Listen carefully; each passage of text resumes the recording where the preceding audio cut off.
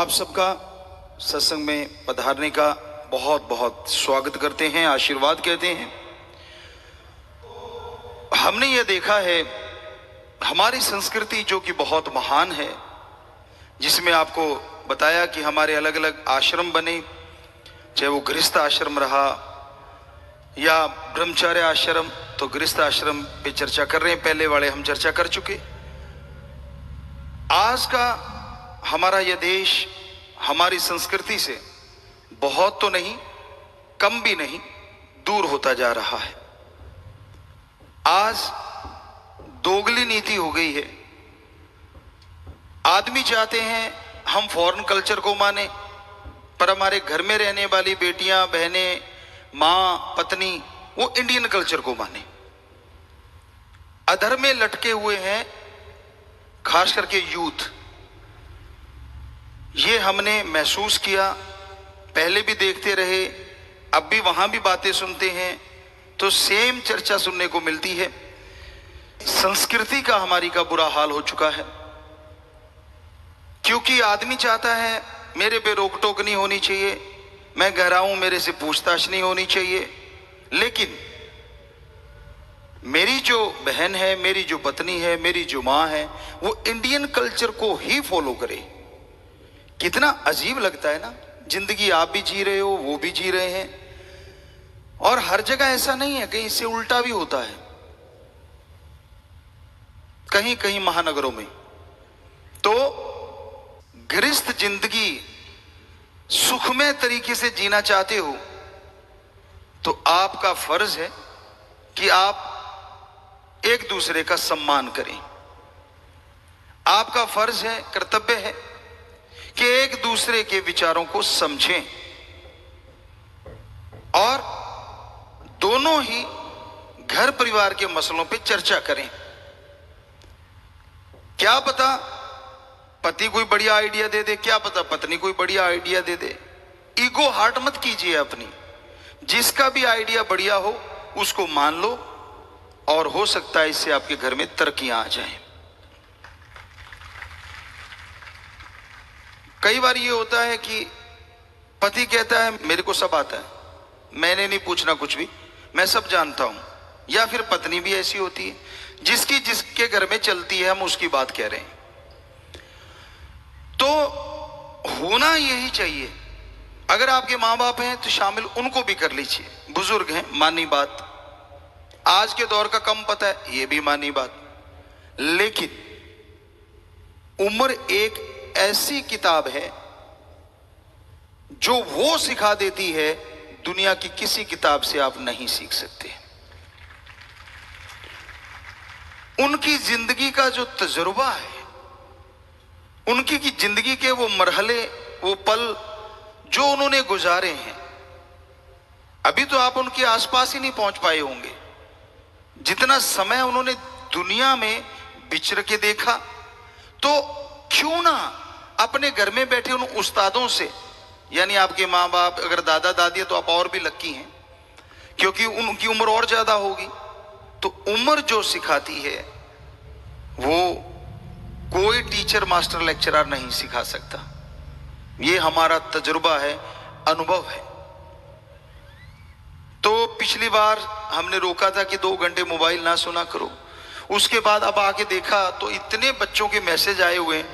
एक बच्चे ने तो लाइव में ही बोला था कि गुरुजी मैं बाहर ढूंढा करता था, कोई अच्छा उस्ताद मिल जाए, कोई टीचर मिल जाए, कोई मास्टर मिल जाए, जिसकी मैं बात सुनूं और मेरी समस्या का हल हो जाए। लेकिन जैसे आपने कहा कि 2 घंटे मोबाइल ना सुना करो, 2 घंटे मोबाइल छोड़ दो, घर वालों से बात किया करो, तो कहता 2 दिन में मुझे पता चला कि जो मैं बाहर ढूंढ रहा था, मेरे मम्मी पापा, दादा दादी, वो उस्ताद निकले जो मेरी कल्पना से परे थे, और उन्होंने मेरा वो मार्गदर्शन किया जो मैं सोच भी नहीं सकता था। इससे हमारे वो जो परिवार थे ना, जो पहले इकट्ठे रहा करते थे, वो भी फिर से इकट्ठे हो जाएंगे। आज एकला चलो, कारण भी है उसके, कुछ नौकरी पेशा पे लग गए, अब पति लग गया तो पत्नी वहां जाएगी, पत्नी लग गई तो पति चला जाता है। सो परिवार बहुत ही बिखर गए हैं। दूसरा, स्वार्थ ने प्यार की जगह ले ली है। अगर मम्मी पापा की अच्छी पेंशन आती है, अच्छी आमदन देने वाले हैं, तो प्यारे से लगते हैं। आपकी आमदन में अगर वो हिस्सा खा रहे हैं तो न्यारे से लगते हैं। फिर लगता है कि इनको थोड़ा अलग कर दें तो अच्छा है। हाँ, अगर वो कुछ कमा रहे हैं, दे रहे हैं, तो फिर लगता है कि नहीं यार, हाँ, मम्मी पापा है। तो आज समय ही ऐसा आ गया। आपको एक बात सुनाया करते हैं कि एक परिवार, बुजुर्ग थे, अकेले रह गए, पत्नी गुजर गई, अब 3 बच्चे थे। उसने क्या किया, अपनी जमीन जायदाद जो कुछ भी उसके पास था अपने बच्चों के नाम करवा दिया। यह सच्ची घटना है। और पहले तो परिवार के बच्चे प्यार करते रहे, लेकिन जैसे ही ऐसा हुआ तो उन्होंने पापा को धकेलना शुरू कर दिया। बड़ा कहता जी देखो मेरा कारोबार है, मेरे बच्चे ज्यादा हैं, पापा मेरे से उतनी सेवा नहीं हो पाई, आप मंझले के पास जाओ। मंझले ने कुछ दिन रखा, फिर छोटे के पास जाओ। यूं करते करते एक दिन उनको घर से ही निकालने की नौबत आ गई। तो थोड़ी सी पुराने समय की बात है, तो वो अटैची की जगह थोड़ा लोहे के ट्रंक से हुआ करते थे, ट्रंक बोला करते थे उनको। वो बेचारे ने कपड़े डाले उसमें, और उसके गुरु थे कि मैं चलो अपने गुरु से मिलने जाता हूं, वहीं रह लूंगा, आश्रम में सेवा कर लूंगा। तो वो ट्रंक लेके चल पड़े। रास्ते में कहीं गुरु जी मिल गए। कहने लगे हाँ भाई भक्ति जी कहाँ चले? कहता जी मैं तो आपके पास ही आ रहा था। कहते कोई बात नहीं, उसकी जरूरत नहीं, हम आ गए। बोल क्या हो गया, कैसे हुआ? उसने सारी बात बताई। कहते भाई हम तो आपको कहा करते कि जमीन जायदाद अपने नाम रखो जब तक जिंदा हो, इसी को सलाम है, लेकिन चलो आप नहीं मानी तो हम आपको एक तरीका बता देते हैं। उन्होंने तरीका बता दिया, उसको कुछ दे दिया कि अब तू वापस जा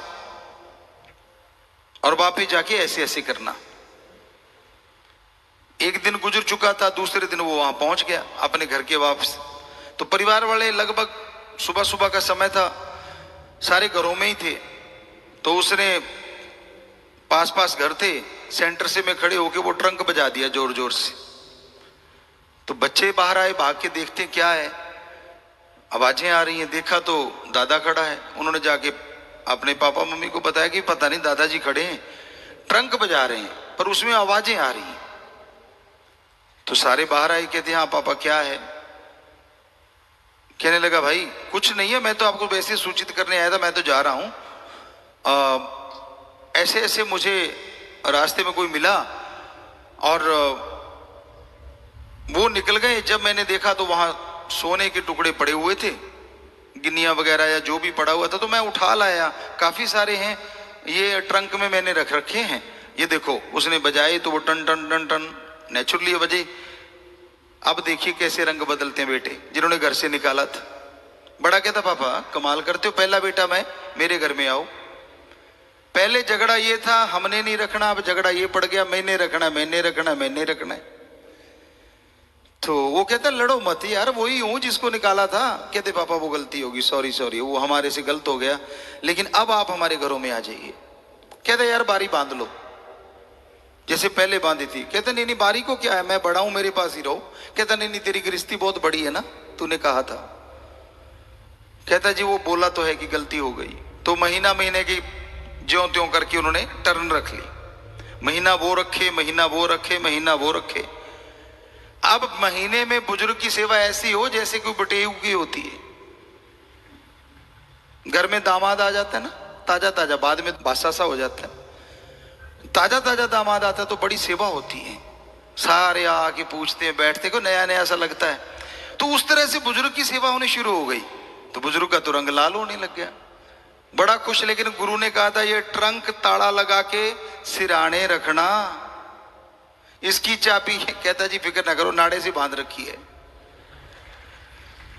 कहते नहाने जाए तो भी कहता जी फिक्र ना करो, साथ ही लेके जाऊंगा। अब वो ट्रंक को सिराना लगा रखा और वो सो जाया करे, वो आया करें देखने कमरे में भी ट्रंक कहाँ है। ट्रंक तो वो बापू के कहते सिर के नीचे है। कहते यार बड़ा खड़ूस है। नहाने गया, पानी पुनी डाल दिया, वो नहाने चला गया, देखा ट्रंक, देखते हैं, देखा ट्रंक है नहीं, कहते बापू तो साथ ही ले जाता है। कहते बड़ा खड़ूस है। महीना हो गया जी, 2 महीने 6 महीने, तो ट्रंक उसने हाथ नहीं लगाने दिया किसी को। समय अब वो भी आ गया जो सब पे आना है और आता है। इस दुनिया से विदा लेने की, रुखसत लेने का समय आ गया, तो बुजुर्ग ने सब परिवार को बुला लिया कि भाई आ जाओ, मैं तो जा रहा हूं। क्योंकि जो राम नाम को मानने वाले हैं, हमारे पवित्र वेदों में भी लिखा है और हमने तजुर्बे में भी बहुत देखा है कि उनको पहले आभास हो ही जाता है, किसी को 7 दिन, किसी को महीना, किसी को 2 महीने, की मैंने इस दुनिया से जाना है। यहां भी हमने लाखों अपने बच्चों को देखा ऐसे। तो उसने बुलाया और सबको बिठा लिया कि भाई मैं जाऊंगा कल को, हो सकता है शाम की गाड़ी हो जाए, इस दुनिया से जाना है। तो मेरे पास जो सामान है, मैंने सोचा। कहते हाँ हाँ, कहते पापा उसका हमें कोई लालच नहीं, पर सेवा किसने ज्यादा की ये बताओ। कहता बेटा किसकी कम बताऊं, आप देख नहीं रहे मेरा चेहरा लाल है और कितना वजन बढ़ गया है। सेवा तो आप तीनों ने बढ़ चढ़ के की। अब बहुएं आ गई, बापूजी मैंने ज्यादा की, दूसरी कही मैंने ज्यादा की, जो गालियां दिया करती थी। वो सबको देखा, हंस दिया और नाड़े से चाबी निकल गई थी। अच्छा यहां रखता था, तभी तो चाबी नहीं मिली। वो चाबी खोली, क्यों पुराने बुजुर्ग जानते, जो बहुत ही पुराने होंगे, वो नाड़े से ही बांध के रखते थे, उससे बढ़िया कोई तरीका भी नहीं था। पॉकेट भी गजब की थी। तो वो चाबी खोली, सारों की सांस धक धक धक धक, कि होगा क्या। कहता घबराओ मत, मैं नाइंसाफी नहीं करूंगा सबके साथ। ताला खोला, सबकी निगाह ताले में, बापू में किसकी निगाह। ताला कड़क करके खुला, ध्यान उधर, कब खोलेंगे कुंडा। कहते हाँ भाई ठीक हो ना। कहते जी हाँ जी हाँ जी हाँ जी हाँ जी, कि भी जल्दी खोल मतलब। तो उन्होंने वो खोला। अब दूर खड़े बैठे थे थोड़े, बहुत उचक उचक के देखे भी अंदर क्या है, देखिए क्या ऊपर कपड़ा है। कहने लगा बेटा सेवा आपने मेरी नहीं की। कहते क्यों पापा, इतनी सेवा आपकी की है। कहते ना ना, सेवा आपने फिर से ट्रंक बंद करके खड़का के इसकी की है। कहते चुप हो गए, अब बात तो सच्ची है। उसने कपड़ा उठाया, अंदर पत्थर भरे हुए थे। कहते लो बेटा, कितने कितने कितने लेने, और उठा के अपने अपने सिरों पे मार लो। सारे सारे हक्के बक्के रह गए, एक दूसरे को देखे भी, यार ये तो अपना भी उस्ताद निकला। पत्थर रख के ट्रंक में, मतलब कितने सालों से सेवा करवाया जा रहा है। कहता बेटा ये पत्थर आपके दिमाग पे मारने के लिए है, ताकि आपको अकल आ जाए। अरे जो चीज आज आपके पास है मैंने ही कमाई थी, घर परिवार मैंने ही तो बना के दिए थे, वो आपको नजर नहीं आए, लेकिन इन पत्थरों की वजह से आपने मेरी सेवा की। आपको बापू नहीं, आपको पैसा प्यारा है। तो यकीन मानो ये हकीकत है। आप गृहस्थ जिंदगी में रह रहे हैं, इतने भी आशिक मत हो जाओ बच्चों पे कि भाई सारा कुछ ही जीते जी लुटा बैठो और खाली हाथ होते ही बेटा वृद्ध आश्रम तैयार है। आजकल थोड़ी सी जगह भी बन गई, पहले होती नहीं थी। तो गृहस्थ जिंदगी में तालमेल बिठाना जरूरी है। बुजुर्गों को चाहिए, जब आपकी उम्र गृहस्थ जिंदगी से आगे वाली संन्यास आश्रम वाली हो जाती है, तो आप संन्यास क्यों नहीं लेते। बच्चे कमाने लग गए, खेती बाड़ी संभालने लग गए, सारा कुछ उन्होंने कारोबार संभाल लिया, फिर भी टांग अड़ाओगे। नहीं नहीं ऐसे नहीं, ऐसे कर। आप आराम से कहो बेटा तू संभाल, मेरे को जिंदगी का तजर्बा है, तेरे को अगर चाहिए तो मेरे से कोई राय ले लेना, नहीं तो बेटा तू जाने तेरा काम जाने, और आप राम नाम गाइए। ये कहते हैं पवित्र वेद की। उस टाइम ये होता है कि आप राम नाम गाएं। और फिर लास्ट में वानप्रस्थ होता था, वन में जाइए और वहां जाके पूरा टाइम जो मिलता है वो भगवान को ही समर्पित कर दीजिए या समाज सेवा को समर्पित कर दीजिए। लेकिन आज तो गृहस्थ जिंदगी ही चल रही है शुरू से, क्योंकि ब्रह्मचर्य भी नहीं रहा और वानप्रस्थ या संन्यास का तो कोई मतलब ही नहीं है। सीधा गृहस्थ जिंदगी शुरू हो जाती है और बस दे दनादन, पीछा ही नहीं छोड़ते। तो इसलिए घरों में झगड़े होते हैं, इसलिए घरों में परेशानियां आती हैं, मुश्किलें आती हैं। तो आप गृहस्थ जिंदगी में रहते हुए तालमेल बिठा के रखें। बच्चे बिगड़ रहे हैं, उसका कारण कहीं ना कहीं आप भी होते हैं। कल भी हमने बोला था, जो आप बच्चों को समय नहीं देते। आपका समय बिजनेस के लिए, आपका समय यार दोस्त मित्रों के लिए होता है, आपका समय गपशप मारने के लिए होता है, एंजॉय के लिए होता है। तो थोड़ा सा समय बच्चों के लिए क्यों नहीं? उनको अच्छे संस्कार दो। आपका समय उनको यह कहने के लिए होता है कि भाई अच्छे नंबर ना आए तो मेरी नाक ना कटवा देना, पर क्या कभी आपके पास ये समय होता है कि उनको फॉलो करो, टीचरों से पूछते रहो 5वें 7वें दूसरे दिन कि भाई मेरा बेटा कैसा चल रहा है, स्कूल में आता है कि नहीं आता, कॉलेज में आता है कि नहीं आता, क्या वो स्टडी सही कर रहा है, कहीं संग सोबत बुरा तो नहीं उसका? क्या ये तकलीफ उठाते हैं आप? अगर ये उठाते हैं फिर नंबर वो अच्छे ना लाए तो उसकी गलती है, और अगर आप ये फॉलो नहीं करते तो वो नंबर कम ला रहा है तो इसमें गलती आपकी भी तो बहुत बड़ी है ना, क्योंकि उसकी तो कच्ची उम्र है, तजुर्बा आपको है उम्र का, लेकिन आपने उसको संभालने की जहमत नहीं उठाई, तकलीफ ही नहीं उठाई। तो गृहस्थ जिंदगी एक तरह का समझौता भी है। पति पत्नी एक दूसरे का सत्कार करें। अब पति अगर ये चाहता है कि मेरे माँ बाप का सत्कार हो तो आप अपनी पत्नी के माँ बाप का भी सत्कार करो ना। आप उनसे अगर ये उम्मीद रखते हैं कि वो आपके माँ बाप को अपने माँ बाप की तरह अपना ले तो आप भी उनके माँ बाप को अपने माँ बाप की तरह अपनाओ ना। और वो घर छोड़ के आई है, परिवार छोड़ के आई है, आप तो उसी घर में हैं जिसमें संस्कार लिए हैं, तो आपका फर्ज बनता है ना उसका साथ देना। लेकिन आप तो कहते नहीं, बच्चा वो पैदा करे, 9 महीने पेट में रखे, नाम आपका चलेगा सरनेम, वो मेरा होना चाहिए। कई पुराने टाइम में तो गोद भी नहीं उठाते थे, कहते इसमें कहेंगे यार ये तो पत्नी का गुलाम है। 9 महीने उसने पेट में रखा। आपको लगता है छोटी बात है 2 ईंट बांध के 3 दिन पेट पे 2 ईंट बांध लो और 3 दिन सो के देख लो, पता चल जाएगा तकलीफ क्या होती है। बेचारी ने कितनी तकलीफ सही होगी, कितना दर्द सहा उसने। और जब बच्चा पैदा होता है तो मर के जीना, ये पवित्र वेद भी कहते हैं और हमारा अनुभव भी हमने देखा है, बिल्कुल मर के जीने जैसा वो समय होता है। तो उसने सारी तकलीफें झेली, आपके वंश को पैदा किया, लेकिन आप क्या तगमा देते हैं कि तू ही उठा, तू ही पाल पोस। आप उसमें दखल ज्यादा देने को तैयार नहीं होते, क्योंकि यार कहेंगे यार ये तो पत्नी का गुलाम है। नहीं, मर्दानगी तब है कि उसने पैदा किया, उसने आपके वंश को अपने गर्भ में धारण करके रखा, 9 महीने बोझ उठाया, कम से कम कुछ बोझ तो उसका हल्का कर दिया करो। क्या हो जाएगा अगर उसके लिए एक दूध कप बना के दे दोगे, कोई तगमा थोड़ी ना उतर जाएगा कंधे से। लेकिन आपकी मर्दानगी खराब हो रही है। हमारी निगाह में तो वो सच्चा मर्द है जो बराबर का साथ देता है और बराबर का एक रुतबा भी देता है, और पत्नी भी वही सच्ची पत्नी है जो बराबर का रुतबा देती है। ये ऐसा नहीं है कि आज समाज में ये नहीं है, ये भी है, सिर्फ पतियों का बोलबाला नहीं है। कोटा साइड में हम एक जगह गए थे, अब बात याद आ गई, बुरा ना मानना बेटियों। हम चले गए और वो सज्जन कहने लगे, अच्छे ऑफिसर थे, कहते गुरुजी आप पास में सत्संग कर रहे हो, जाते जाते चाय पी जाना। हमने कहा बेटा कोई बात नहीं, आप कहता फैमिली भी मिल लेगी। हम चले गए, देखा तो वो सज्जन 2 बच्चे उठाए हुए और पार्क में घूम रहे हैं। कहता आजो गुरुजी आजो आजो। वो बाहर ही उनके गेस्ट रूम था, घर था, बाहर वाला कमरा, उसने दरवाजा खोला, हम अंदर सारे चले गए, 2-4 आदमी साथ थे। तो देखा, हमने कहा यार जैसे बैठे देखा तो वो है ही नहीं सज्जन। हमने कहा आपा उसके घर आए हैं, वो अभी तो आ रहा था। कहते गुरुजी वो बच्चा रोने लग गया।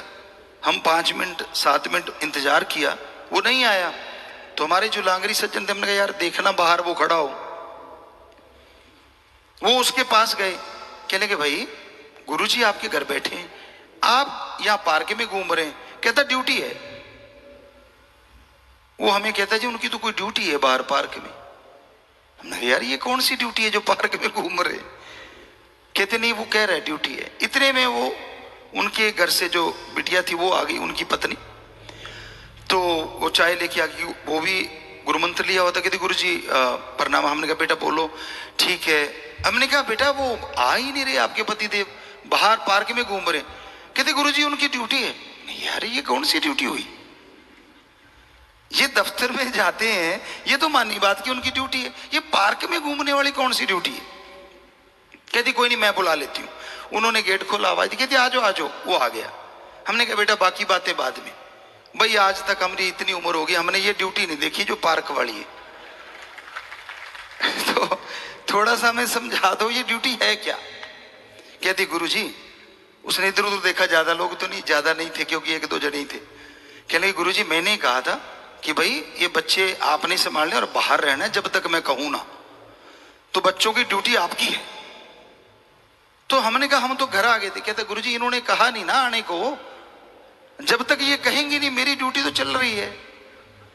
हमने कहा वाह बेटा, वो बिटिया को कहा बेटा तेरी ड्यूटी बड़ी सख्त है, बड़ी तगड़ी बॉस है तू तो, इतने तो दफ्तर में नहीं होते। कहते नहीं गुरुजी ऐसे ठीक ही भी नहीं आते, धीरे से बोले। तो बेटा बेटियों आप भी ऐसा ना किया करो अगर किसी का ऐसा है, और बेटों को तो कह ही चुके हैं कि नहीं करना चाहिए, बराबर का आप हिस्सेदार मानिए। क्योंकि हमारे धर्मों में अर्धांगनी ऐसे नहीं बोला गया, हिंदू धर्म में उसके मायने संपूर्ण तब होते हैं जब दोनों आप हैं इकट्ठे मिलके चलते हैं। यकीन मानिए वो अगर स्वर्ग से बढ़िया होता है जब दोनों एक दूसरे का सम्मान करते हैं, दोनों एक दूसरे की इज्जत करते हैं। उस घर में स्वर्ग से बढ़ के नजारे होते हैं। और पवित्र वेदों में भी तो बहुत बड़ा अनुभव है संतों का, तभी तो उसमें बताया गया है, और हमने अपना अनुभव आपको बताया। तो ये हकीकत है, घर गृहस्थ में आप रहें तो एक दूसरे का सम्मान। और दूसरी एक बड़ी बात जिसके लिए आज बहुत से तलाक हो रहे हैं, यूथ में खास करके झगड़े हो रहे हैं, एक दूसरे पे यकीन ना करना। शक एक ऐसी बुरी बला है जो जला के राख कर देती है। और रिश्ते भी आपने ही बनाए होते हैं आज के बच्चों में। तो कौन सी मैरिज, शायद लव मैरिज बोलते हैं, वो तो फिर किसी का तो उसमें दखल ही नहीं, आपने ही तो बनाए थे ना वो। और फिर शक भी करना शुरू कर देते हैं। क्या आपको उसका पता नहीं था कि भाई ये इस फितरत का मालिक है या इस फितरत की मालकिन है? तो फिर दृढ़ यकीन तो रखना पड़ेगा ना, बिना वजह शक। वो कहीं से जाया बेचारा, दफ्तर में बैठा है, वो अपना कंप्यूटर चला रहा है, आजकल बाल झड़ रहे हैं, किसी का बाल झड़ के उसके ऊपर आके गिर गया, घर में आया वो ही पकड़ लिया, ये देखो ये क्या है, मर गया बेचारा, कहां से बताए कि उसके बाल झड़ रहे हैं। हो सकता है वो सच भी हो, हम नहीं कहते, हम तो अपना एक अनुभव बता रहे हैं कि ऐसा हमारे सामने केसेस आते हैं, बच्चे लड़ते हैं आपस में। अब पार्टी है, कई बार दफ्तरों में हो जाती है, डांस वगैरह हो रहा है, तो उसमें कहीं ना कहीं कुछ लग गया कपड़े पे, तो गड़बड़ हो गई। तो थोड़ा सा जब गृहस्थ जिंदगी में अगर आप अच्छी जिंदगी जीना चाहते हो, यकीन रखना भी सीखो। क्योंकि यकीन अगर है तो घर में सुख शांति चलती है और प्यार मोहब्बत की बरसात होती रहती है। यकीन डगमगाया नहीं। और फिर आज के बच्चों का तो हमें यह नहीं पता चलता, इनके रिश्ते जुड़ते हैं तो पार्टी, टूटते हैं तो पार्टी। ये किसी धर्म में नहीं है और ना हमारे कल्चर में है, ये बाहर का कल्चर आ गया शायद। आजा मेरा ब्रेकअप हुआ, शायद ब्रेकअप ही नाम लेते हैं, आजो आजो आज मेरा ब्रेकअप हुआ, ऐसे लगता बारात जाना हो। क्योंकि हमारे टाइम में तो बारात के टाइम शगन मनाते थे ऐसा, आज वाले ब्रेकअप का शगन मनाते हैं, आजो आजो आजो। अरे दिल्ली की संस्कृति को बनाए बैठे हो और करोड़ों की संस्कृति जो हमारी भारतीय है उसको छोड़े बैठे हो यार, कमाल करे जा रहे हो। हमारी संस्कृति तो बनाती है कि जब रिश्ता जुड़ता है वो होती है खुशी की बात, टूटता पहले तो टूटता ही नहीं था। हमें यहां तक याद आता है, बाकी हो सकता है कि हिंदू धर्म में तो तलाक की कोई जगह ही नहीं है, यहां तक हमने पढ़ा। हो सकता है कोई चैप्टर छूट गया हो सकता है कहीं ऐसा लिखा हो, पर हमें लिखा मिला नहीं। तो हमारे तो ये था ही नहीं। क्यों? क्योंकि हमारे तो एक दूसरे पे यकीन करना अर्धांगनी है आपकी, तो मतलब बराबर की हकदार हैं आप एक दूसरे के लिए। सम्मान कीजिए एक दूसरे की भावनाओं का, सत्कार कीजिए, वहीं सुख होता है।